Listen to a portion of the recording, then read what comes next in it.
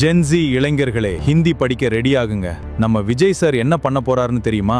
கொஞ்சம் இதை பாருங்க. இந்த ஒரு விஷயத்த ரொம்ப ரகசியமா டிவிகே கவர்மெண்ட் மூவ் பண்ணிட்டு இருக்கு.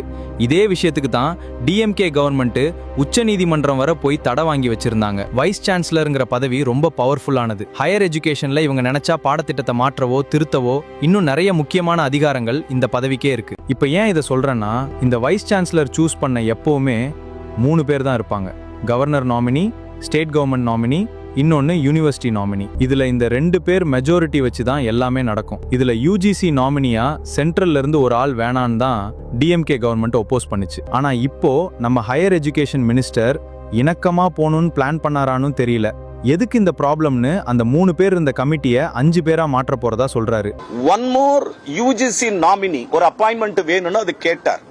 ஆனால் இப்போ இன்னொரு நாமினி, சிண்டிகேட் நாமினி வேண்டும் என்று தமிழக அரசின் சார்பாக வேண்டுதல் வைக்கப்பட்டிருக்கிறது.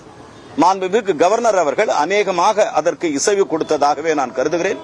3 நபர் தேர்வு கமிட்டியாக இருந்த இந்த vice chancellor appointment committee, search committee என்பது 5 நபர் கமிட்டியாக விரைவில் மாற்றி அமைக்கப்படலாம் என்கிற ஒரு மிக அதீத நம்பிக்கை தமிழக அரசுக்கும் இந்த அமைச்சராகிய எனக்கும் இருக்கிறது. இதுல எக்ஸ்ட்ரா ஒரு சென்ட்ரல் யூஜிஸ் நாமினி, அப்புறம் ஒரு அடிஷனல் ஸ்டேட் கவர்மெண்ட் நாமினி சேர்க்க போறாங்க.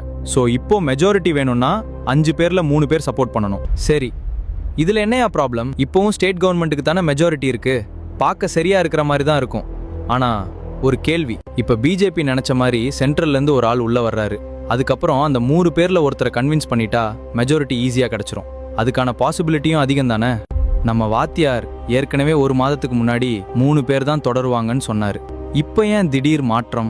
So that our government, we are not allowed to permit UGC nominee at any cost. The government of India, we are against it. The search committee is only 3 people. That is, the old one should be continue for the another years. சரி, என்னவோ நம்ம ஆளுநர் கேட்ட விஷயங்கள்லாம் வரிசையா நடக்கிற மாதிரி இருக்கு. அடுத்ததா குலக்கல்வியையும் கொண்டு வர முயற்சி பண்ணுவாங்களோ என்னவோ.